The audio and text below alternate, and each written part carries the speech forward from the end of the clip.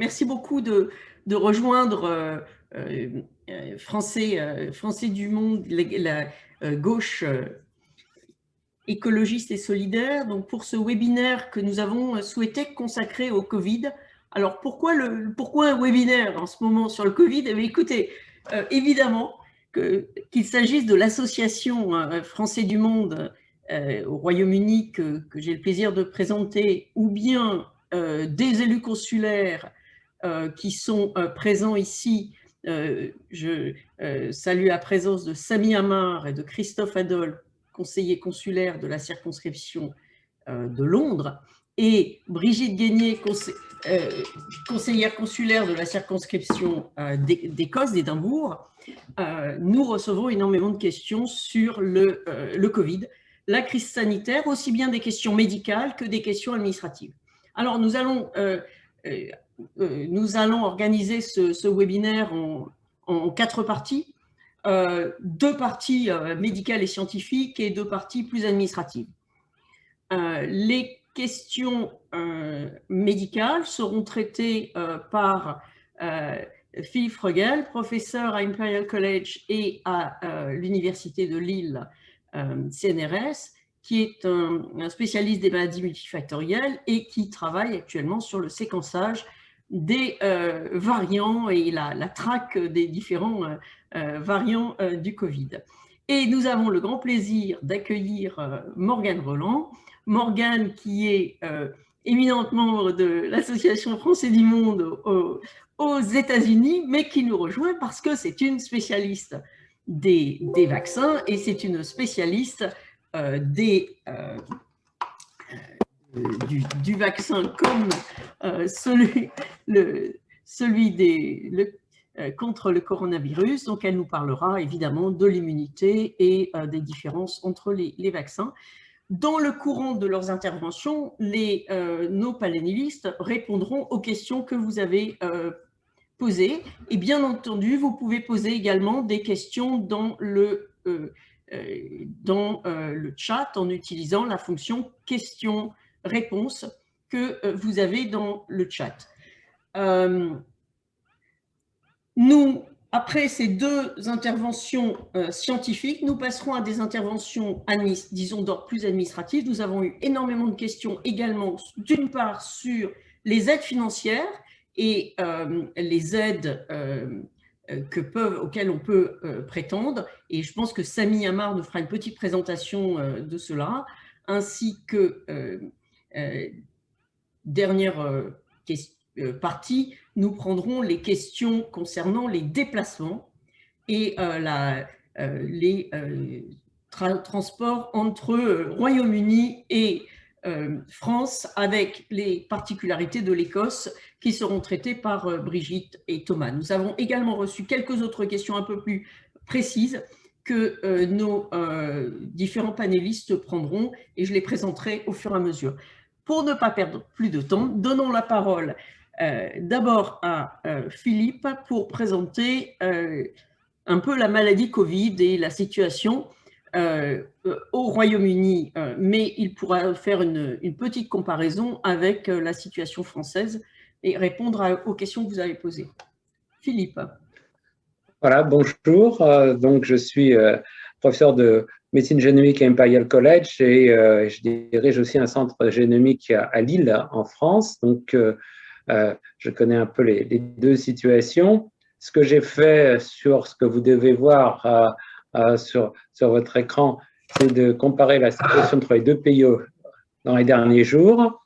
Donc, ça vient de Santé publique France à droite et à gauche, ça vient du gouvernement et c'était la BBC qui a fait ça. Il y a eu 18 morts en Angleterre hier contre 400 en France. Il y a 1900 personnes au Royaume-Uni qui sont dans les hôpitaux pour Covid. Il y en a à peu près 30 000 en France. Il y a 2729 nouveaux cas diagnostiqués de Covid en Angleterre contre environ 30 000 en France. Et une des très grosses différences, et c'est bien entendu la vaccination, puisque en France, il y a eu 14 millions de personnes qui ont eu au moins une dose de vaccin contre 33 millions en Angleterre. Hier, il y a eu plus de 500 000 personnes qui ont été vaccinées en Angleterre. Et hélas, en France, on est descendu à 80 000 hier, puisque les Français ne veulent plus se faire vacciner par AstraZeneca et qu'il n'y a pas assez de vaccins aujourd'hui, Pfizer ou Moderna. Donc voilà un peu la situation. Vous allez me dire que vous vivez en Angleterre et non en France. Cela dit, vous avez de la famille probablement en France et vous comptez aller en France pendant l'été. Il est assez douteux qu'en France, on rattrape les Anglais rapidement, puisqu'on a 2 mois et demi de retard dans la vaccination. Et l'immunité collective qui est recherchée, je serais très étonné qu'elle soit atteinte en France avant la fin août, ce qui risque de compliquer les vacances des expatriés français qui veulent aller en Angleterre. Alors, on m'a posé des questions particulières. Il y a Zarina qui demande c'est quoi la maladie Covid et comment agit-elle. Donc, le SARS-CoV, un virus ARN qui ressemble à un virus de la grippe. C'est bien pour ça qu'on avait parlé de grippe au mois de février dernier. C'est une maladie qui peut être infectante, en particulier par les voies aériennes supérieures, ce qui veut dire que le symptôme numéro 1, c'est la pneumonie. Ça donne une pneumopathie souvent sévère qui donne chez ces patients difficulté à respirer avec une hypoxie, donc une diminution du taux d'oxygène dans le sang. Et c'est pour ça qu'il faut faire une oxygénothérapie pour sauver les malades, voire les intuber quand ils sont en réanimation. Mais en plus de ça, cette infection peut toucher d'autres organes, en particulier chez les personnes âgées qui ont des comorbidités. Il y a souvent une défaillance multi-organes, que ce soit du cœur, que ce soit des reins ou neurologiques, qui finalement tuent les malades, alors qu'en réalité, ils n'ont plus de virus, et ça se fait au bout de plusieurs semaines. Donc, comment elle agit? Eh bien, elle agit en rentrant par des protéines spécifiques, protéines S, celles qu'on recherche aujourd'hui dans les variants, et qui se fixent dans les cellules au niveau du nez, au niveau des bronches, et c'est comme ça qu'elles rentrent dans les cellules. Là, elles s'y multiplient comme un parasite, et ensuite passent d'un organe à un autre en passant par le sang. Quel est le mode de transmission le plus important? Aéroporté, manuporté, contact salivaire ou autre, m'a demandé Jean. Eh bien, ça peut passer par les mains et il faut bien se laver les mains. Ça, je trouve qu'il faut continuer à le faire. Cela dit, on avait très peur avant que les surfaces inertes qu'on pouvait toucher, par exemple, les portes pouvaient être infectantes et en fait, on s'aperçoit que c'est très peu le cas. On n'est pas obligé de faire aussi attention aujourd'hui avec les portes, avec les sacs et autre chose. Mais il faut toujours se laver les mains, surtout si on a touché une autre personne. Mais le plus important, c'est aéroporter. Qu'est-ce que ça veut dire? Ça veut dire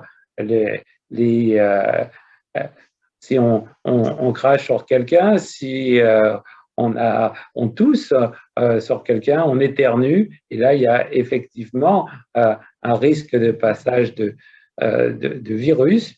Quand on chante aussi, c'est-à-dire qu'il y a de l'air qui sort très vite avec des particules virales. Et puis, on s'aperçoit de plus en plus que ce qu'on appelle les aérosols sont importants. Ce qui veut dire que la distance, qu'elle soit d'1 mètre, 1,5 mètre ou 2 mètres, comme on l'a dit, voire 3 mètres, est importante si on parle directement fort à quelqu'un, mais on peut se retrouver à 10 mètres de quelqu'un dans une pièce fermée, un lot clos, si on est resté longtemps et qu'il y a quelqu'un qui est très contagieux, au bout d'un moment, la concentration de virus va être importante et suffisante pour infecter les personnes si on ne porte pas de masque. Et c'est pour ça qu'en lieu clos, il est très, très important de porter, dans 100% des cas, un un masque, et 100% du temps, un masque si on se retrouve avec des personnes pendant longtemps dans un lieu clos. Comment perd-on l'odorat? Comment faire quand on l'a perdu pour le récupérer? C'est une question que pose Zarina. La perte de l'odorat est véritablement un des signes vraiment spécifiques de ce SARS-CoV-2. C'est souvent un des premiers signes qu'on voit. C'est d'ailleurs comme ça qu'on faisait le diagnostic il y a un an quand on ne faisait pas de test. En fait, ça part, le plus souvent, ça part dans les semaines qui suivent cette perte de l'odorat, se guérit toute seule dans les semaines qui suivent la guérison de la maladie, mais il y a quand même un certain nombre de gens qui sont handicapés plusieurs mois après, jusqu'à un an, et il y a une rééducation qui peut marcher. Il faut faire cette rééducation assez rapidement avec des odeurs et faut essayer de sentir le plus possible d'odeurs différentes. Le plus souvent, ça revient, mais il y a quelques cas dramatiques, par exemple de cuisiniers qui, pour l'instant, n'ont pas récupéré le goût ou l'odorat. Quels sont les facteurs de risque pour une forme grave de Covid? Question posée par Jonathan. C'est avant tout l'âge. Ça, c'est de très, très loin le facteur de risque le plus important. On a très, très, très peu de risque d'avoir une forme grave quand on est très jeune, c'est-à-dire quand on est un enfant jusqu'à l'âge de 20 ans. Puis ensuite, ça commence à augmenter progressivement et ça devient ensuite très, très important à partir de 80 ans puisque le risque est de l'ordre de 15 à 20% d'avoir une forme grave, voire de mourir. Ça, c'est le premier facteur de risque. Le deuxième, c'est d'être obèse, d'être en surpoids. Et en fait, on peut dire que les gens jeunes en surpoids ont finalement un risque d'avoir une forme grave qui est à peu près équivalente de quelqu'un de 60 à 65 ans. Et donc, c'est pour ça que dans certains pays, comme la France, on a décidé que les personnes obèses allaient devenir prioritaires pour recevoir un vaccin, car ils risquent vraiment de manière importante de se retrouver à l'hôpital. Et puis, il y a d'autres choses, par exemple le tabac, qui semble être un facteur de risque d'avoir une forme sévère, d'avoir des maladies graves comme des cancers ou des leucémies, surtout si on est en phase de chimiothérapie. Il faut faire aussi très, très, très, très attention.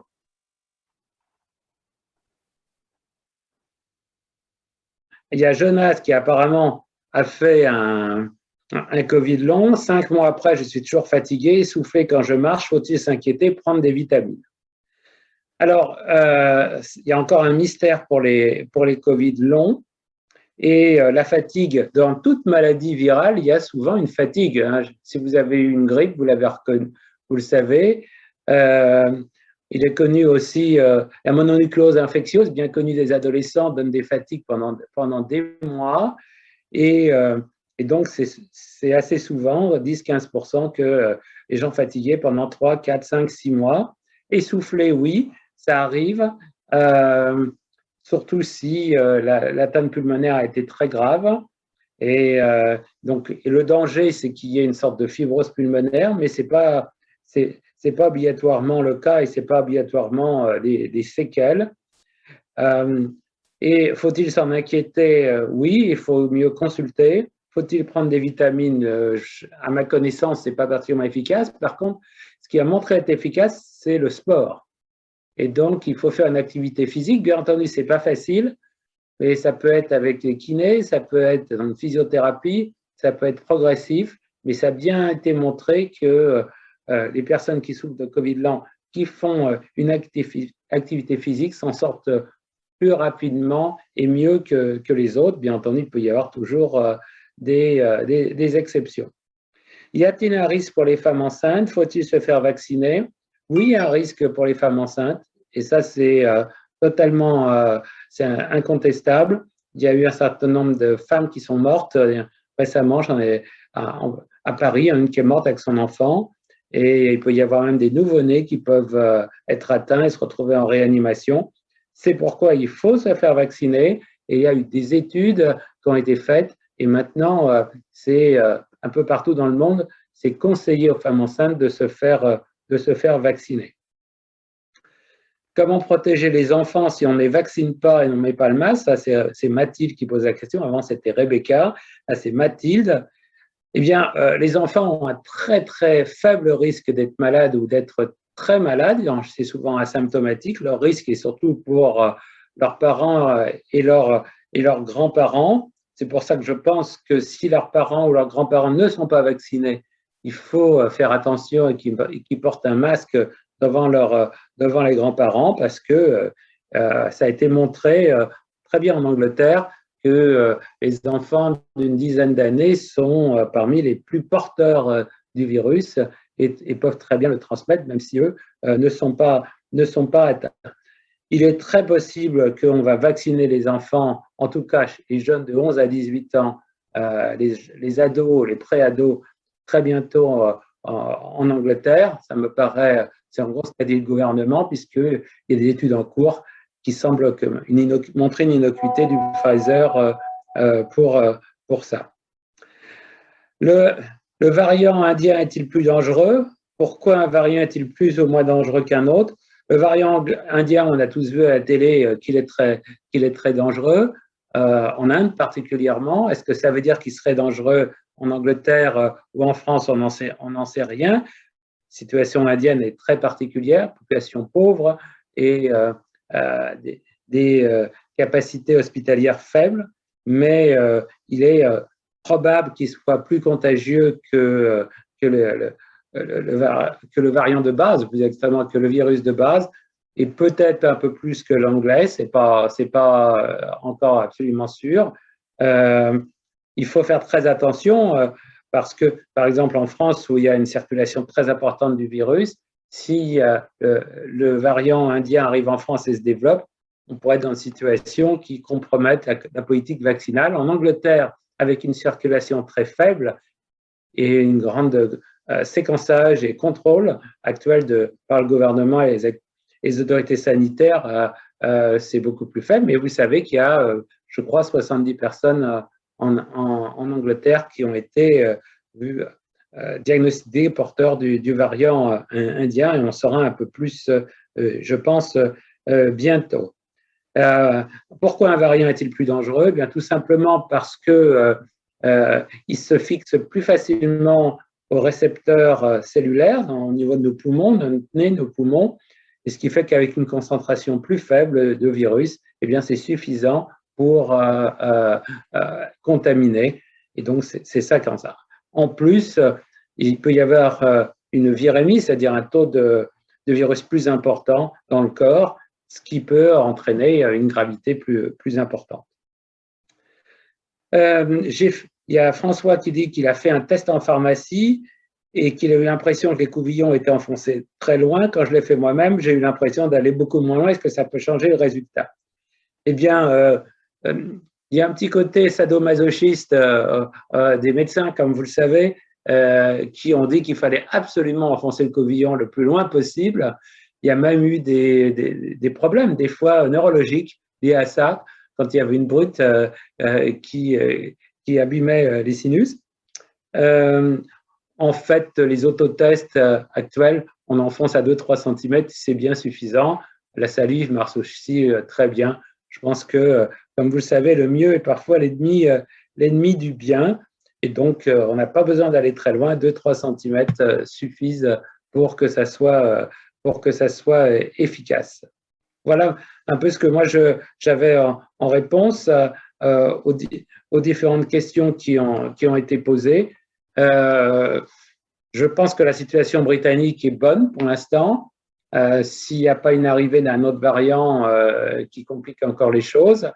J'ai vu aussi qu'il y avait une petite difficulté à ce que les derniers Britanniques se fassent vacciner, particulièrement dans les minorités d'ailleurs, et ça, il faut vraiment le finir parce que sinon, ça peut reprendre pendant l'été. Et le gouvernement britannique a prévu probablement que vous aurez droit à votre petite picouse à la fin de l'année, si le virus, comme c'est très possible, devient endémique, pour qu'on évite de refaire ça l'année prochaine surtout si, comme on ne sait pas combien de temps la vaccination va protéger les personnes qui ont été vaccinées. Alors, pour les personnes qui ont fait le Covid, ou la Covid, en France on dit plutôt là, la plupart sont encore un an après protégés, mais il y a à peu près 20-30%, et puis ça dépend de l'âge. Plus on est vieux, moins ça tient, qui peuvent refaire une deuxième fois. Et on conseille de faire une dose vaccinale, pas obligatoirement deux, mais surtout une chez les gens qui ont fait la maladie. Voilà. Très bien, merci beaucoup. Merci Philippe. Une réponse qui permet de faire la transition. Une réponse très très rapide. Le passeport vaccinal, c'est une bonne idée ou c'est une mauvaise idée? Pour moi, le passeport vaccinal, ça va être, que ce soit une bonne ou une mauvaise idée, c'est probablement ce qui nous pend au nez, un peu partout, on ne pourra pas prendre l'avion, etc. C'est compliqué dans les pays où peu de gens ont été vaccinés de le faire. Dans les pays où tout le monde a été vacciné, on le voit bien en Israël, une sorte de passeport vaccinal est en train d'apparaître. Pour l'instant, en France, on met en place quelque chose qui est surtout avec les tests PCR, mais je ne doute pas que dans 3, 4 mois, 6 mois, ça sera aussi avec la vaccination. Merci beaucoup. Merci Morgane, puisque nous passons… Voilà. Totalement d'accord avec ce qui vient d'être dit. Très bien. Alors… Je peux peut-être faire la transition. Donc moi, je travaille depuis plus de 15 ans sur le virus du sida, juste depuis l'année dernière sur le Covid. Et j'ai vu qu'il y avait une question de Jack qui demandait pourquoi on n'a pas de vaccin contre le sida et on a déjà un vaccin contre le Covid, ce qui est une question qui revient fréquemment par rapport à comment ça se fait qu'on a réussi à avoir un vaccin en un an. Est-ce qu'on peut être sûr des vaccins qui ont été créés, produits si rapidement? Et en fait, donc le virus du sida, donc c'est un virus déjà complètement différent, qui varie beaucoup plus que le virus du Covid, donc qui est beaucoup plus difficile à maîtriser. Et aussi, c'est une maladie chronique. Donc, c'est pas, donc les problèmes qu'il y a pour développer un vaccin contre le virus du sida sont complètement vraiment différent. Et par rapport à la comparaison aussi dans la question, c'est par rapport au traitement. Et donc les traitements, en fait, c'est le traitement d'une maladie chronique. Donc on empêche le virus de se répliquer alors qu'il est intégré dans le génome parce que c'est un rétrovirus. Pour le Covid, c'est une maladie acute en fait. Donc c'est une maladie aiguë qui va se terminer rapidement, qui normalement se termine rapidement. Et c'est comme la grippe en fait. On n'a pas de bon traitement comme la grippe dans la plupart des cas. Donc on ne peut pas comparer l'échec de vaccins contre le sida. Et la chose que je veux dire, c'est qu'on travaille encore pour trouver un vaccin contre le sida. Et évidemment, on ne peut que se réjouir d'avoir des vaccins, d'avoir réussi à avoir eu des vaccins aussi rapidement contre le Covid. Je vais peut-être partager mon écran. Donc juste pour dire la rapidité qu'il y a eu, en fait, donc c'est entre le 10 janvier et le 11 décembre, on a eu un vaccin approuvé. Ce qui est vrai est très différent de ce qu'on attendait avant par rapport au vaccin. Avant, en 2020, si on demandait, on était très content en 2020 d'avoir réussi à faire un vaccin contre Ebola en 4 ans parce qu'on pensait que c'était déjà phénoménal. Et là, en fait, donc réussir en un an, c'est en fait lié à une somme incroyable de financement. Il y a eu rien qu'aux États-Unis, il y a eu 20 milliards de dollars d'investissement pour réussir à avoir ces vaccins. Donc c'est aussi, et c'est une décision collective de choisir des stratégies vaccinales et de mettre tout en place pour que les vaccins puissent aboutir. Donc, dès le début de l'année 2020, il y a eu une sélection de différentes stratégies. Donc, la stratégie ARN messager, il n'y avait jamais eu de vaccin comme ça avant, mais on savait que ça devait pouvoir marcher et on savait que si ça marchait, ce serait plus rapide. Mais il y a eu aussi d'autres stratégies qui étaient les vecteurs adénoviraux, ou aussi, et chaque stratégie, l'idée était d'avoir 2 candidats pour chaque stratégie pour se dire que s'il y en avait un qui ne marchait pas, peut-être que l'autre fonctionnerait. Donc la stratégie de vecteurs adénoviraux, ça prend un peu plus de temps que l'ARN messager, mais il y a déjà d'autres vecteurs, d'autres vaccins à vecteurs adénoviraux qui avaient fonctionné, donc on se disait qu'il y avait plus de chances que ça fonctionne. Et après, il y a les protéines recombinantes qui nécessitent un adjuvant. Ça, c'est les stratégies Novavax et puis Sanofi Pasteur qui arrivera plus tard. Et là, c'est des stratégies où on sait que ça va marcher parce qu'on a beaucoup de vaccins qui ont été produits comme ça, mais ça prend beaucoup plus de temps. Et c'est ce qu'on voit en fait, c'est ce qu'on a vu, c'est ce qu'on attendait en 2020 et c'est ce qu'on a vu maintenant aussi dans le temps qu'il faut par rapport au développement des vaccins. Il y a aussi un point fondamental qui est le coût de ces vaccins et la facilité de production, parce que les vaccins à ARN messager ne sont pas une solution pour le monde entier. À cause du coût. Enfin, ce serait magnifique si ça pouvait être une condition, des vaccins qu'on puisse distribuer dans le monde entier, mais le fait de la distribution, de la chaîne de froid et du coût qui reste à 20 ou 30 $, ça va être très difficile de donner ça à 10 milliards de personnes. Les vaccins AstraZeneca ou Janssen sont beaucoup moins chers et les vaccins à protéines recombinantes sont encore beaucoup moins chers. Par rapport à ce qui est extraordinaire, c'est l'efficacité. Et là, il y a des différences. Et pour l'instant, on ne sait pas encore si certaines différences qu'on a vues sur les essais cliniques qui ont été conduits en Afrique du Sud sont liées aux variants sud-africains. Parce que dans tous les essais, dans les laboratoires, comme les données préliminaires des essais cliniques, on voit une diminution de l'efficacité en Afrique du Sud et on voit qu'il y a une proportion de la réponse immunitaire qui est induite suite à la vaccination quand on teste ça dans notre laboratoire, ou avec le variant sud-africain, il y a une petite diminution. Donc ça, on n'a pas encore toutes les données pour vraiment savoir ce qui s'est passé. Autrement, je voulais peut-être finir sur les variants, l'émergence des variants et revenir à un point où donc le Royaume-Uni a produit 40% des séquences qu'on a, et les États-Unis produisent aussi une énorme fraction. Donc en fait, le problème qu'on a, c'est qu'il y a beaucoup d'endroits dans le monde où on ne sait pas en fait les virus qui circulent, et j'inclus la France peut-être aussi un petit peu, où on n'a pas franchement une idée très claire. Et donc on n'a pas forcément la connaissance des variants qui vont émerger. Donc avant qu'on voit un variant qui crée des problèmes comme on voit là en Inde les semaines passées, ils ont émergé bien avant souvent. Et donc il y a toute une liste de variants qu'on essaye de suivre et où on sait qu'ils pourraient, parce qu'ils correspondent à certaines mutations, et on sait qu'ils pourraient avoir un impact sur l'efficacité des vaccins. Pour l'instant, l'efficacité des vaccins, elle n'est pas vraiment diminuée par la présence des variants. Et je parle pour les vaccins qui ont été autorisés en urgence au Royaume-Uni, en Europe ou aux États-Unis. Et là, ici, ce que je voulais montrer, c'est la réponse immunitaire des gens qui ont été infectés.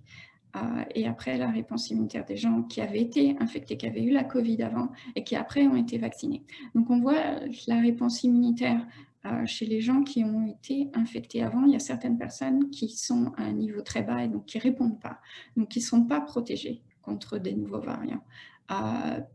Et par contre, quand ils sont vaccinés, après, ils ont une réponse immunitaire très, très élevée qui protège ici, là, c'est l'exemple du B1351, donc qui est le variant sud-africain, donc qui est pour l'instant le variant qui a le plus gros, qui pourrait avoir le plus gros impact sur la vaccination. Et on voit que la protection reste, en fait.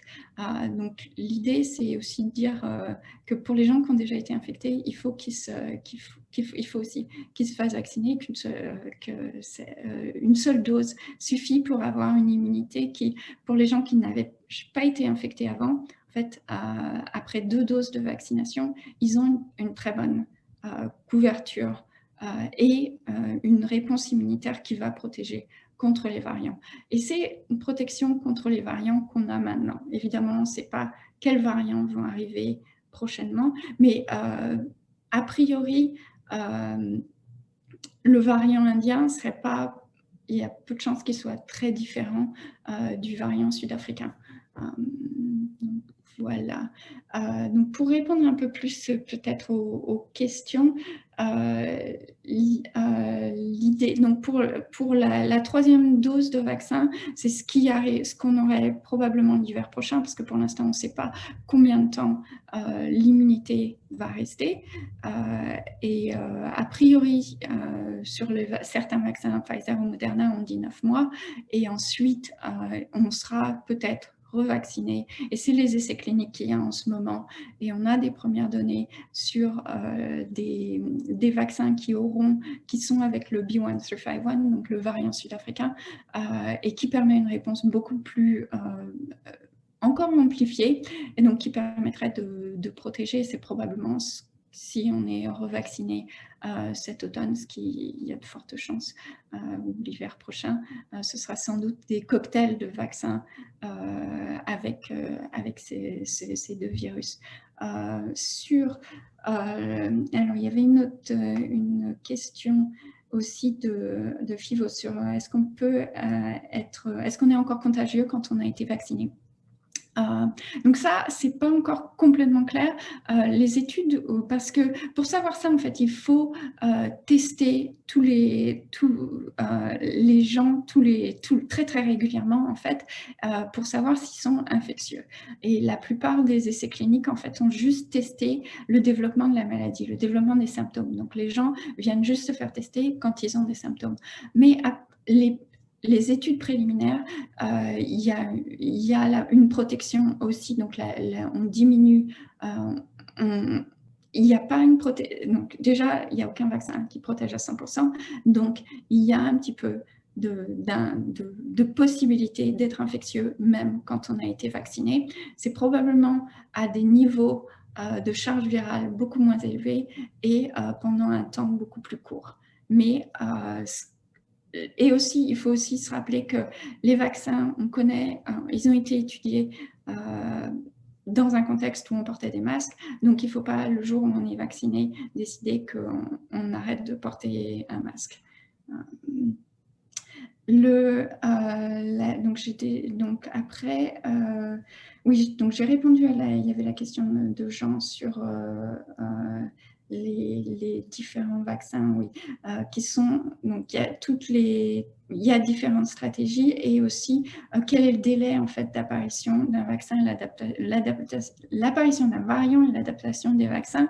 Donc avec le vaccin Moderna, entre l'apparition de B1351, donc on l'a su au moment de Noël, et ils mettent 6 semaines en fait à créer le nouveau vaccin. Il est déjà en essai clinique. Là, on a les données chez la souris et chez le singe, et il est déjà en essai clinique chez l'homme. Donc, on aura les données de phase 1 rapidement. Donc, la question de Marc, j'ai répondu sur est-ce qu'on doit mettre un masque quand on est vacciné. Il y a une très bonne question de Catherine sur est-ce qu'on peut prendre un vaccin AstraZeneca après avoir eu un vaccin Pfizer ou l'inverse. Donc ça, il n'y a pas encore eu, évidemment les essais cliniques ont testé chaque vaccin séparément. Maintenant, il y a un essai clinique au Royaume-Uni pour tester AstraZeneca et Pfizer. Donc on aura les données des résultats de l'essai clinique. A priori, ce sera oui. Et c'est déjà la stratégie qui est utilisée en Allemagne. Pour les gens qui avaient une première dose d'AstraZeneca, ils vont leur donner une deuxième dose de Pfizer parce qu'ils ont diminué ils ne donnent plus d'AstraZeneca en dessous de 60 ans et donc ils leur donneront une dose de Pfizer. En vaccinologie, c'est souvent, par exemple pour le VIH, où on n'arrive pas à trouver de vaccin qui fonctionne, on utilise différents candidats, des combinaisons parce que ça permet d'avoir une meilleure réponse immunitaire. Est-ce que ça peut modifier mon ADN ou mon ARN? Non. Donc les vaccins ne rentrent pas, donc ils ne vont pas rentrer. Pour modifier l'ADN, il faudrait rentrer dans la cellule, rentrer dans le nucléus, et c'est pas possible en fait. Donc les vaccins, les vaccins ARN, ils vont être dégradés rapidement. La protéine va être produite, mais la protéine, elle va disparaître assez rapidement. Et après, je crois qu'il y a une question. Alors, il y a la question sur l'immunité collective. Donc, avec une question de Kevin qui demande c'est quoi l'immunité collective? Est-ce que 60% de vaccinés, ça permet l'immunité collective? Malheureusement, je crois que 60%, ce ne sera pas suffisant. Je crois qu'on a vu quand même depuis le début de l'épidémie que ce virus se propage vraiment très très facilement et que 60% de vaccinés, ce ne sera pas suffisant. J'avais une diapo d'ailleurs pour les chiffres qu'on donne plus maintenant seraient plutôt autour de 90%. Et je voulais juste rappeler en fait que l'immunité collective, en fait, c'est pas juste la fraction de gens vaccinés, c'est dépendant du contexte en fait. Et donc, et aussi rappeler que même si au Royaume-Uni, une grande fraction de la population est vaccinée, comme aux États-Unis, on ne va pas se débarrasser, la même chose que ce que je disais pour les variants, on ne va pas se débarrasser de la pandémie si le monde entier n'a pas accès au vaccin, si on ne s'occupe pas de la situation collectivement, en fait. Et là, cette diapo qui est peut-être pas très rassurante, mais c'est pour essayer d'expliquer que, en fait, des vaccins avant que donc la vaccination contre la variole, ça a commencé en 1780, c'est les chiffres des États-Unis en 1796, et l'absence de propagation de la variole aux États-Unis, c'est 1949. Donc c'est pas c'est pas du jour au lendemain l'absence de propagation des virus. Évidemment, les vaccins permettent de totalement diminuer la mortalité, et c'est ça dont on a besoin pour que la situation cliniquement s'améliore beaucoup, mais on ne va pas, le jour où on est vacciné, arrêter de porter des masques. C'est peut-être, j'aurais voulu terminer sur une note plus positive, mais voilà en gros ce que je voulais dire. Merci beaucoup, je pense que c'était très très clair, très utile. Alors, et merci de terminer en rappelant justement l'importance de préserver et conserver les gestes barrières. Il y a deux petites questions supplémentaires, alors qui est un peu répondu déjà dans le chose, mais plus précises.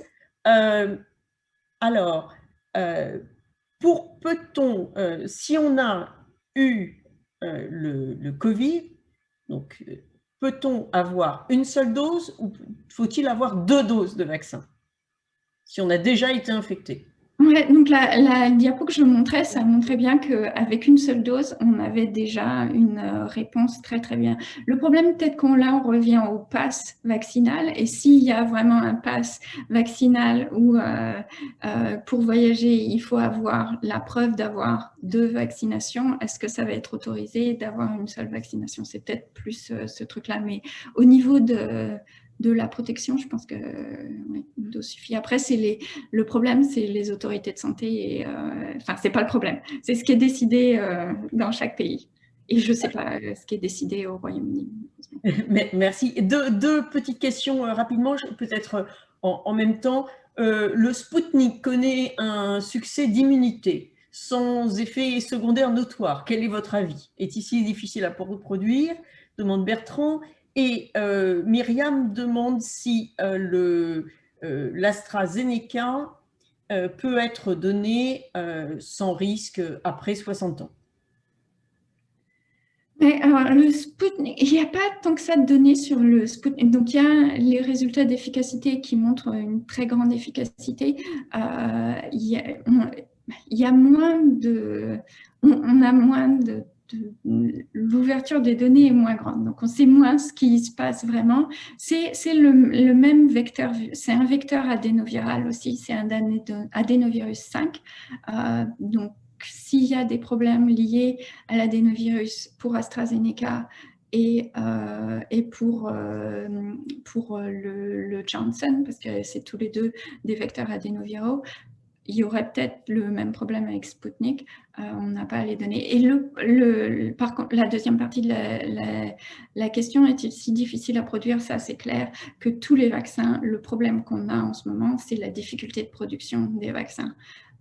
C'est ça, en fait, qui bloque tout le monde, c'est que c'est compliqué à produire. C'est plus que les problèmes de brevets, tout ça, c'est la capacité de production dans les différents pays.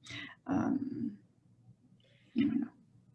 Merci beaucoup, merci Morgane pour toutes ces informations. Et je pense qu'on a dû répondre à la plupart des questions ou voire à toutes les questions médicales. Vous pouvez continuer à en reposer dans le chat, on pourra faire à la fin un dernier tour. Mais passons maintenant à toutes les questions d'ordre plutôt administratif que nous avons eues. Alors, nous avons eu beaucoup de questions concernant les déplacements. Et peut-être que Christophe, conseiller consulaire, peut nous faire un petit topo et en même temps répondre aux questions qui ont été posées. Un petit topo sur les conditions de déplacement entre les deux pays. Merci Christophe. Très bien, bonsoir à tous. Donc, on va essayer, effectivement, c'est une question qui nous préoccupe pas mal. Voilà, et on a régulièrement fait remonter les préoccupations de nos compatriotes auprès du consul général avec qui on est en contact régulier. Je vais peut-être partir de la question posée, la double question en fait posée par Aline, qui me dit voilà que son papa ne va pas bien depuis le décès de sa mère. Est-ce que je peux aller le voir avec mes filles en mai, et est-ce que les enfants doivent faire les tests et doivent faire aussi la quarantaine? Alors, il faut bien distinguer deux dimensions pour ce qui concerne les déplacements internationaux. Il y a la réglementation côté britannique à laquelle on doit bien sûr se soumettre, et la réglementation côté français. Donc, côté britannique, en ce moment, et depuis particulièrement le 8 mars et au moins jusqu'au 17 mai, puisque c'est la date qui a été prise dans la dernière phase du roadmap pour l'allègement du lockdown, jusqu'à cette date-là, le gouvernement britannique, mais comme les autorités consulaires françaises, déconseillent les voyages à l'étranger, sauf motifs valables. Donc, les motifs valables, ils sont fixés par les autorités britanniques. Je mettrai tout à l'heure sur le chat deux liens importants, celui du consulat notamment, qui est remis à jour régulièrement, et les liens des autorités britanniques. Donc, pour prendre l'exemple très concret d'Aline, et j'ai repassé en revue la liste des motifs valables. Il peut s'agir de raisons professionnelles, il peut s'agir de rendez-vous médicaux, il peut s'agir d'événements familiaux comme des obsèques, mais d'après ce que j'ai vu, mais tout est laissé systématiquement à la discrétion des autorités britanniques. Le fait d'aller s'occuper d'un parent n'apparaît pas dans la liste des motifs valables. Mais tout ça, encore une fois, est laissé à la discrétion. Donc, ce que vous avez intérêt à faire dans tous les cas, c'est de vous munir d'un maximum de justificatifs pour essayer de justifier de votre déplacement. Une fois que vous aurez donc ce motif valable, bien évidemment, il faudra que vous munissiez, vous et les enfants, je réponds à la deuxième partie de votre question, hein, tous les enfants de plus de 11 ans doivent se soumettre à un test PCR négatif de moins de 72 heures. Donc ça, c'est côté britannique pour pouvoir sortir le motif valable et le test PCR de moins de 72 heures pour tous les enfants, de plus d'11 ans. Au passage, et je lisais ça aussi tout à l'heure dans les autorités, les guidance britanniques, il va falloir, pour le déplacement des enfants, il faudra aussi montrer que vous n'avez pas pu avoir d'arrangement raisonnable et que vous êtes dans l'obligation de voyager avec vos enfants. Donc, c'est tout de même assez restrictif. On peut espérer, vous parlez d'un déplacement en mai, on peut peut-être penser que ces conditions seront un peu moins restrictives à partir du 17 mai. Ensuite, côté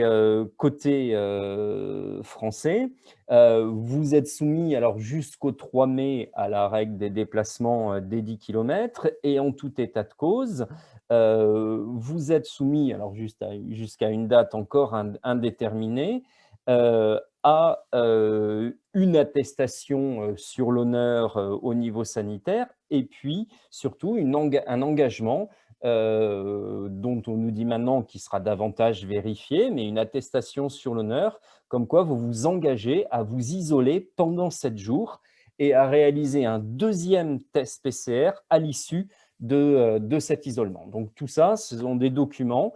Encore une fois, je mettrai le lien du consulat dans quelques minutes.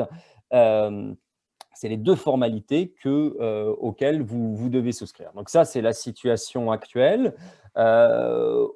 Les seules choses dont on est à peu près sûr, c'est qu'à partir du 3 mai, la contrainte des 10 km, donc qui réduit les déplacements en France, va s'arrêter, mais vous aurez quand même l'obligation de vous confiner, de vous auto-isoler pendant 7 jours dans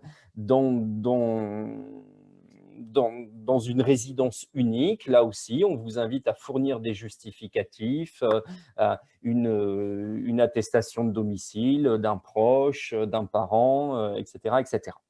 Donc voilà un petit peu la situation avec, encore une fois, une situation qui est très, très restrictive et toujours une consigne des autorités françaises comme des autorités du Royaume-Uni à réduire autant que possible les déplacements. Voilà. Pour ce qui est du retour, la question n'était pas posée, hein. Pour ce qui est du retour, la France n'est toujours pas sur la fameuse liste rouge des pays pour lesquels vous devez vous confiner, au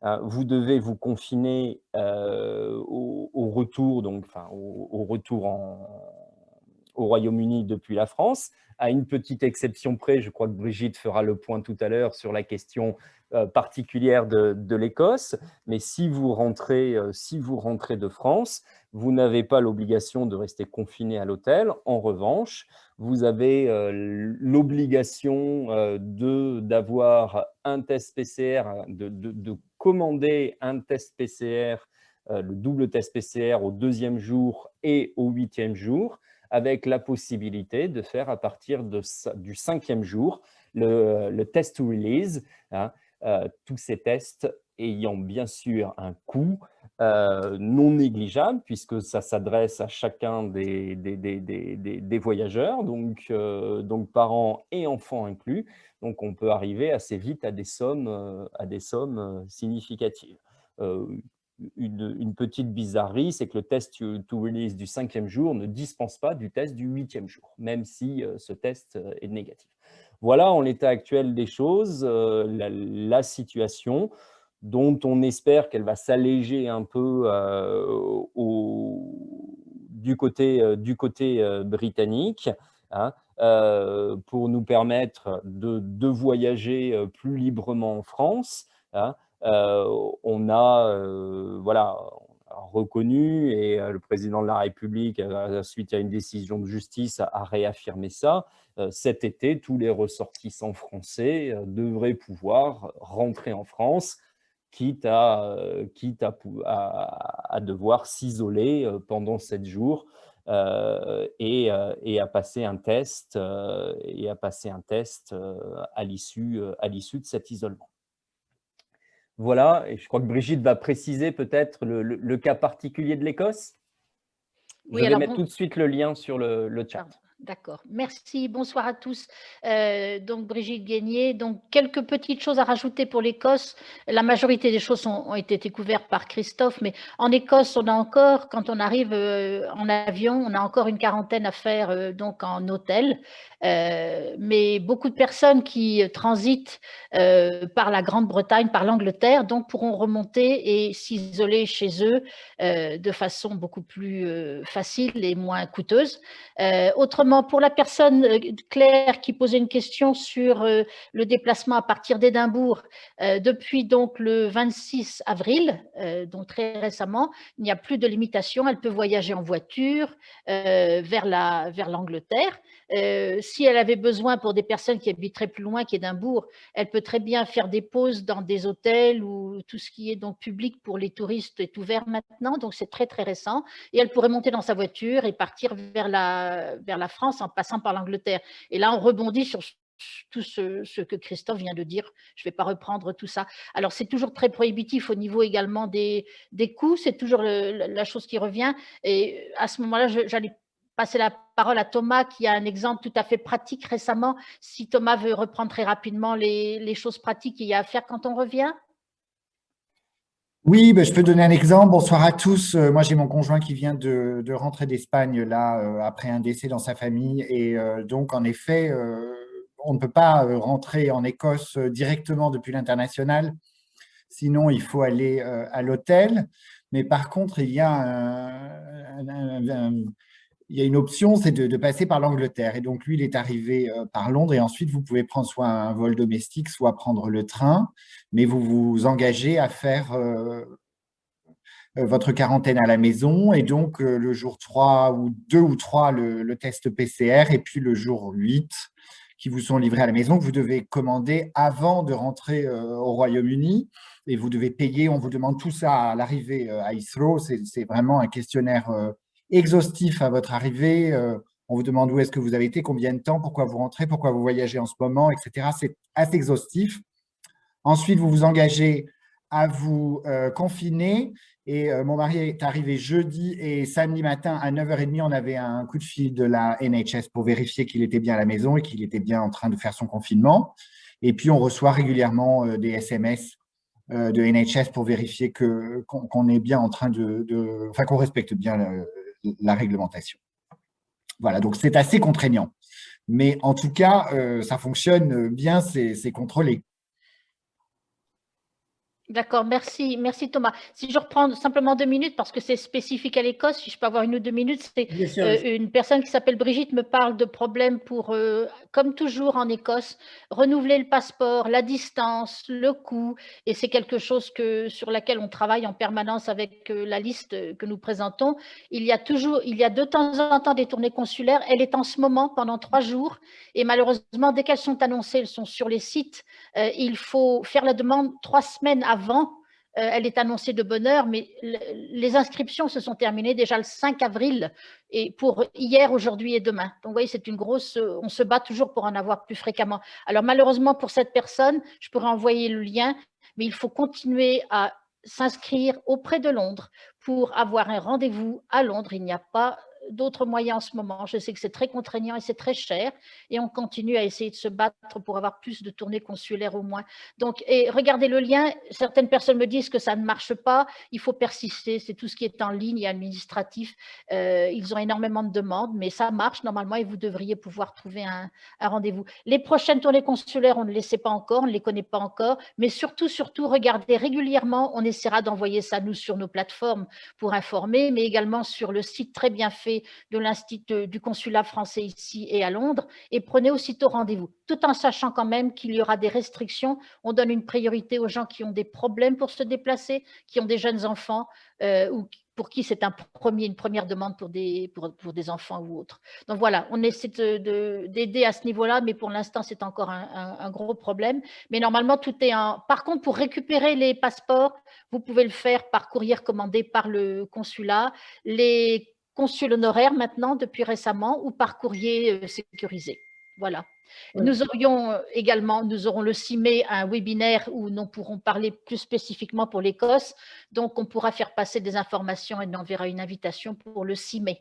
Le 6 mai à 6 h, un webinaire spécial Écosse. On vous attend avec plaisir.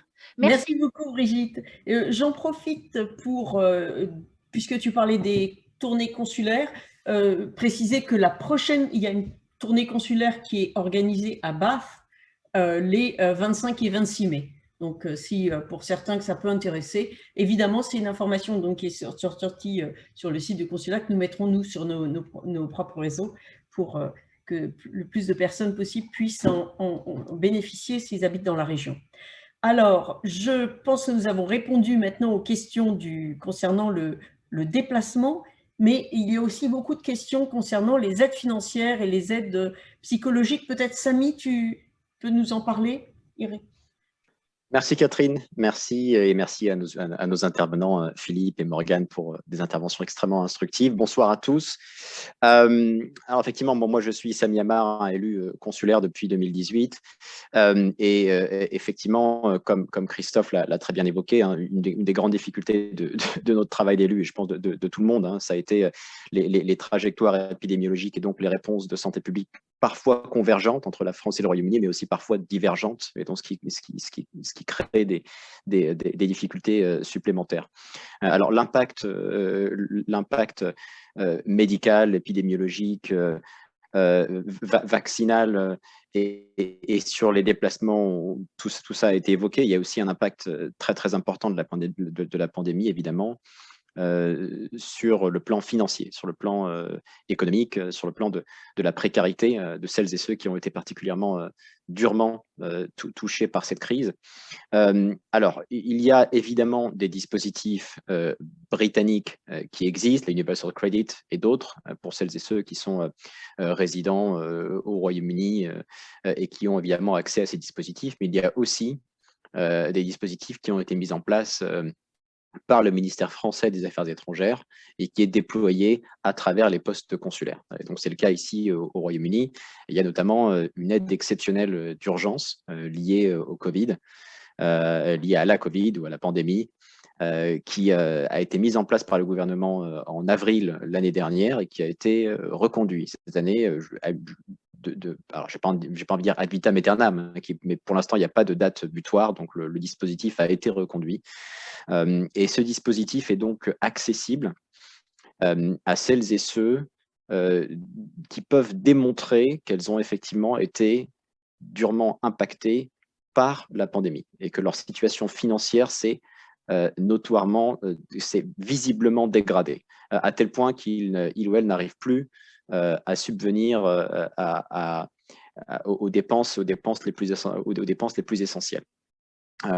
Donc, c'est une aide qui est relativement modeste, mais qui peut faire la différence. Hein. C'est quand même 171 €, qui peut être reconduit d'un mois à l'autre et qui peut être majoré pour des enfants. Donc, typiquement, une mère avec 2 enfants, par exemple, peut accéder à 170 plus 2 fois 114, ce qui amène à plus de 400 €. Donc, encore une fois, une aide financière qui, reconduite mois après mois, peut être tout à fait substantielle et vraiment sortir un ménage de la zone rouge. Le problème, c'est que ce dispositif n'est pas suffisamment connu, qu'il n'a pas été suffisamment sollicité par celles et ceux qui pourraient en avoir besoin. Voilà, sur l'enveloppe de 50 millions d'euros qui avait été votée par le Parlement, moins de 5 millions, moins de 10% ont été déboursés. Donc, clairement, il y a un problème de mise en œuvre de ce dispositif. On sait, parce qu'on est, même si on n'est pas au terrain physiquement, parce qu'on subit, nous aussi, les élus, les contraintes sanitaires qui sont celles d'aujourd'hui, Mais on sait qu'il y a beaucoup de Françaises et de Français au Royaume-Uni qui pourraient en bénéficier, donc on essaie d'en accompagner. Mais si vous avez voilà, des situations, soit vous, soit dans votre entourage, de personnes qui sont dans ces situations, qui sont vraiment très, très durement impactées par la crise, qui ont perdu leur emploi, qui ont du mal à subvenir à leurs besoins les plus essentiels, eh bien, cette aide est disponible. Donc, prenez contact avec nous, on vous référera au service social et puis on vous aidera aussi à mettre en place un dossier qui est maintenant simplifié. Donc, au départ, le dispositif était assez compliqué et les critères d'éligibilité étaient assez complexes.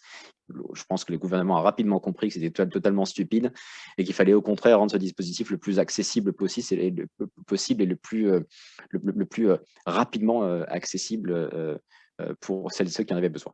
Donc voilà pour cette aide. Encore une fois, rentrez en contact avec nous. Il y a une page dédiée sur le consulat que nous allons aussi mettre sur le chat. Donc voilà, je crois qu'il y avait aussi une question sur les tests PCR. Attendez, je regarde ça. Le consulat est-il à financer les tests PCR si je suis obligé de retourner en France? Alors la réponse est non. Actuellement, le consulat n'aide pas, en tout cas officiellement, à financer des tests PCR qui sont effectivement assez coûteux, de l'ordre de 150, 160 euros par personne de plus de 11 ans pour entrer en France. Alors, encore une fois, les situations extrêmes peuvent être appuyées de manière ad hoc par le consulat. Donc, encore une fois, si vous êtes en situation véritablement d'urgence, ou si vous connaissez quelqu'un qui est en situation de grande urgence, qui doit absolument rentrer en France pour des raisons absolument impérieuses et qui n'est pas en mesure de se faire tester pour des raisons financières, je vois mal le consulat refuser de faire un geste. Mais encore une fois, il faut que ce soit absolument impérieux et qu'il y ait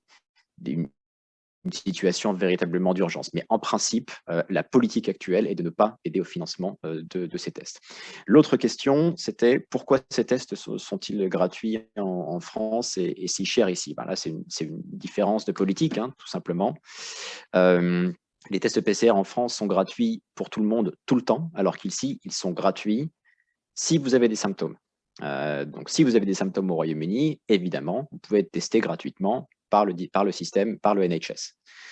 En revanche, ce que le NHS ne fait pas, ce sont des tests gratuits à titre préventif pour permettre aux gens de voyager ou de traverser une frontière. Donc ça, voilà, c'est actuellement, ce n'est pas d'actualité. Il est possible, encore une fois, que ces règles changent et que les tests NHS deviennent à terme suffisants pour voyager. Mais ce n'est pas le cas actuellement. Il y a des articles qui commencent à sortir et qui tentent à suggérer que lorsque les frontières vont s'ouvrir le 17 mai, il est possible que ces règles soient un petit peu relâchées et que les tests NHS soient peut-être jugés comme suffisants. Mais encore une fois, ce n'est pas le cas actuellement. Donc voilà, c'est encore une fois une différence de politique sanitaire, de politique publique de part et d'autre de la Manche. Donc voilà les questions qui nous étaient destinées sur ces questions-là. J'ai essayé d'y répondre dans la mesure de ce qui est possible avec les informations que nous avons actuellement. Merci Catherine. Je te repasse la main. Merci beaucoup. Alors, je pense qu'il y avait deux questions peut-être auxquelles Henriette pourrait répondre. Mais sinon, je crois qu'il y a un petit problème de micro, donc on va peut-être passer. Nous avions un certain nombre de questions concernant la vaccination. Comment on peut se faire vacciner au Royaume-Uni? Comment ça se passe? Si on est français, est-ce qu'on a le droit d'être vacciné? Julie. Oui, bonsoir. Bonsoir à toutes et tous. Donc, si vous voulez vous faire vacciner en tant que Français résident au Royaume-Uni, la première étape, c'est donc de s'inscrire auprès du NHS, qui est donc le service de santé du gouvernement britannique. Donc, s'inscrire auprès du NHS pour avoir un GP, ce qui est en gros un médecin traitant ici au Royaume-Uni. Et ensuite, vous serez contacté directement par votre GP lorsque votre tour sera venu pour avoir accès au vaccin. Et en gros, toutes ces informations, si vous souhaitez les avoir en français et avoir les liens directement pour avoir accès au site internet, pour vous inscrire notamment auprès du NHS, vous pouvez directement aller sur le site du consulat, puisque grâce à Samy et Christophe, le consulat a pu mettre à disposition toutes les informations sur le site internet. Donc, il y a une rubrique spéciale Covid-19 coronavirus et avec une sous-section, donc accès au vaccin au Royaume-Uni. J'espère que j'ai répondu à la question. Tu es sur off, enfin sur mute. Catherine, on ne t'entend plus. Voilà, merci beaucoup. Un problème d'écran. Merci beaucoup, Julie. Nous avons une autre question. Alors, tu peux y répondre ou je la prends. Quelqu'un nous dit en fait qu'il ne va pas très très bien. Et Samy, est-ce qu'il y a une possibilité d'avoir un accès à un soutien psychologique en français, demande cette personne de préférence, soit au consulat, soit au dispensaire? Alors effectivement, là, ce serait plutôt le dispensaire. Encore une fois, rien ne vous empêche de rentrer en contact avec le service social du consulat. Et si vous n'avez pas leurs coordonnées, encore une fois, on va les mettre sur le chat, ou alors vous nous contactez et nous, on réfère le cas. Mais ça sera a priori effectivement le dispensaire français qui réunit des soignants de tout un tas de domaines médicaux francophones pour permettre effectivement d'apporter un appui supplémentaire aux Français ou aux francophones du Royaume-Uni. Si je peux me permettre, oui, sur le site internet de l'association Les Passantes, on a aussi démarché plusieurs psychologues françaises qui sont au Royaume-Uni et qui pourront vous aider. Il y a tous les tarifs qui sont référencés. Certaines peuvent proposer des consultations gratuites pour un petit laps de temps. Donc, c'est sur lespassantes.uk.org. Je vais mettre le site dans le chat. Merci beaucoup, Julie. Alors, nous avons toute une série de questions qui concernent en fait les aides que l'on peut avoir du côté britannique. Et Samy a fait un petit peu allusion, mais Henriette, tu peux peut-être nous répondre à la question, à deux questions que nous avons. L'une, quelles sont les aides britanniques que l'on peut avoir en tant que settled, pre-settled status, et la question qui inquiète quelqu'un qui est est-ce que l'utilisation de benefits va compromettre le settled status? Alors, je vais commencer par la deuxième. Est-ce que donc le fait d'avoir demandé des aides sociales, est-ce que ça a un impact sur votre demande de settled status? Et la réponse est bien évidemment non. Parce que si vous avez perçu des aides sociales, ça veut bien dire que sous la loi européenne, donc sous le Freedom of Movement, la liberté de mouvement des personnes, vous étiez déjà qualifié, c'est-à-dire que votre présence au Royaume-Uni était légale et que vous étiez considéré comme quelqu'un, comme un travailleur ou comme quelqu'un qui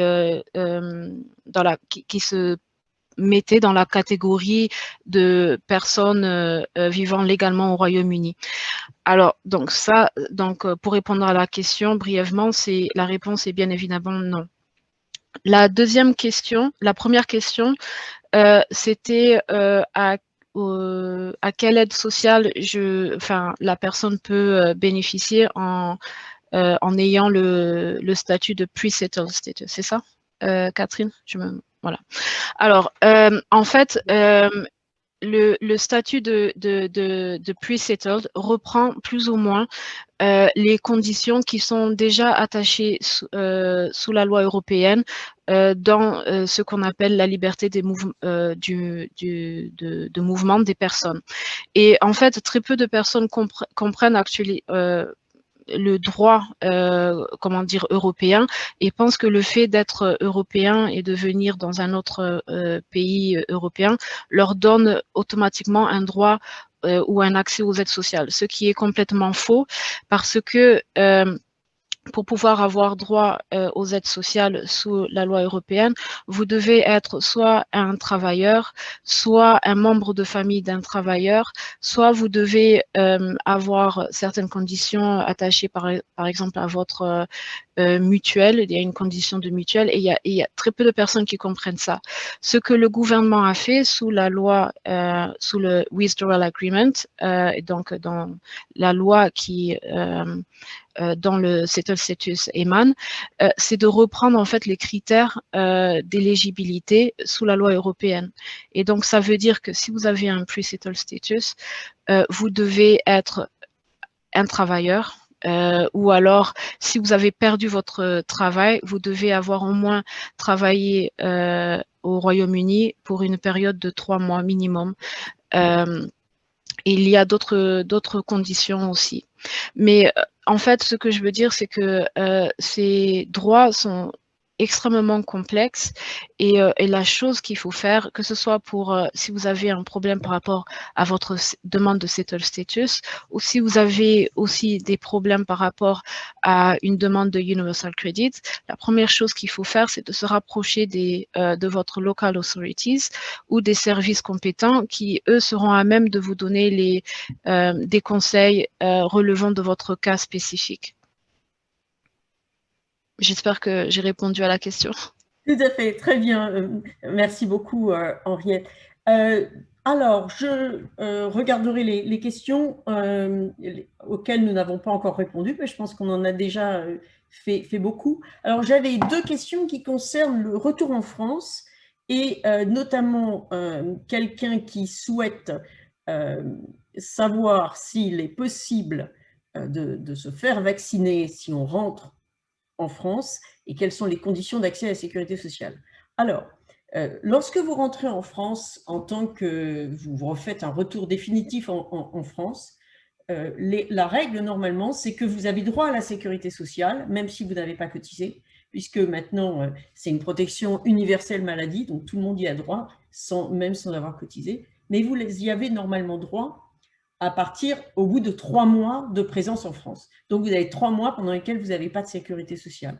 Avec le Covid, le gouvernement a décidé, et ça a été reconduit, en tout cas au moins jusque juin 2021, que si vous rentrez, vous pouvez avoir immédiatement accès à la sécurité sociale. Donc oui, vous pouvez vous faire vacciner tout de suite en rentrant en France, si bien sûr vous rentrez dans les conditions de vaccination en France. Question pratique, comment on fait? Eh bien, si vous avez déjà eu une carte vitale, vous allez dans n'importe quelle pharmacie, montrer votre carte vitale, il la réactive et vous êtes tranquille. Si vous n'avez pas encore de carte vitale, à ce moment-là, il faut faire une demande de carte vitale, mais vous pourrez de toute façon vous faire vacciner simplement sur une ordonnance d'un médecin. Si, encore une fois, vous rentrez dans les conditions de vaccination en France. Dernière petite remarque, quelqu'un pose une question, j'ai eu un premier vaccin au Royaume-Uni, est-ce que je rentre en France, est-ce que je peux avoir ma 2e dose en France, ou l'inverse, pardon, la personne qui a posé la question. La réponse est oui, en tout cas en France, c'est possible. Il faudra simplement que votre médecin l'explique, vous fasse une lettre expliquant. La seule difficulté avec ça, c'est que le passeport vaccinal, si à un moment donné et il existe, sera un petit peu plus difficile. Alors, je vois que nous avons déjà répondu à beaucoup de questions. Il y a quelques questions médicales qui sont un petit peu des questions précises. Donc, ce que je propose, c'est d'y répondre, de les transmettre à nos experts et d'y répondre de manière individuelle lorsqu'ils le peuvent, lorsqu'évidemment ils ont les éléments médicaux. Alors, je pense nous avions dit 1h15 de webinaire, donc nous avons tenu le temps. Donc, je vais peut-être en profiter pour remercier beaucoup deux experts, Philippe, Morgane, nos conseillers consulaires et Christophe, Samy, Brigitte et expertes Henriette, Julie et Thomas qui ont participé à animer ce webinaire. Et peut-être laisser le mot de la fin d'abord à Samy et puis juste complètement le mot de la fin. Morgane, pour savoir s'il y a une dernière chose que tu souhaites nous dire, toi qui es aux États-Unis et qui vois le virus se développer et les vaccins progresser. Donc Samy et ensuite Morgane. Merci Catherine, moi je vais être très rapide, hein. Juste un grand merci à toutes et à tous pour votre participation, pour vos questions. C'est évidemment un sujet sur lequel on va rester mobilisé en tant qu'élu, en tant qu'association de Français du monde dans les mois qui viennent. Voilà, encore une fois, on est à votre disposition. Rentrez en contact avec nous pour des situations particulières, qu'elles soient d'ordre financier, d'ordre psychologique, d'ordre administratif avec les services consulaires. Voilà, on pourra vous référer vers les autorités compétentes, voire même vous aider à mettre en place des dossiers. Donc voilà, merci encore pour votre participation. Je pense que l'enregistrement du webinaire sera communiqué par la suite. Et je laisse la parole maintenant à Morgane, peut-être au cas où une dernière lanterne s'est allumée quelque part pour un dernier commentaire. Merci beaucoup de l'invitation, c'était sympa. Et puis j'ai appris plein de choses pour voyager au Royaume-Uni. J'espère vraiment que la situation va s'améliorer. Moi, j'ai des places de concerts pour des concerts au Royaume-Uni cet automne. Donc j'espère vraiment venir vous voir cet automne. Et par rapport, je pense que, moi personnellement, je suis moins inquiète que j'étais il y a 2 mois ou 3 mois par rapport aux variants. Je pense qu'on a des vaccins qui sont très efficaces et il faut que tout le monde aille se faire vacciner. Notre problème, c'est de permettre l'accès au monde entier au vaccin. Je sais que Samy, c'est une cause qui tient beaucoup à cœur aussi. Autrement. Donc, voilà. Merci à tous.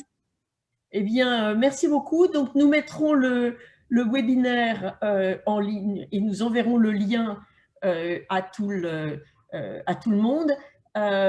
Deux petites choses pour terminer. Donc, redire pour tous ceux qui sont en Écosse ou qui s'intéressent à l'Écosse, donc le 6 mai, webinaire de nos amis d'Écosse, donc Brigitte et Thomas. Et puis, par ailleurs, évidemment, pour toutes vos questions, vous pouvez nous les adresser. Je pense que, Samy, tu as mis les liens déjà, mais on peut peut-être remettre le lien.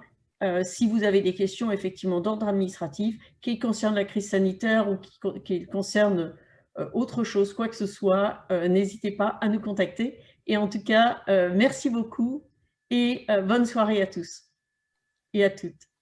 Au revoir. Merci Catherine, merci à tout le monde. Au revoir. Au revoir. Merci à tout le monde. Bonne soirée. Au revoir.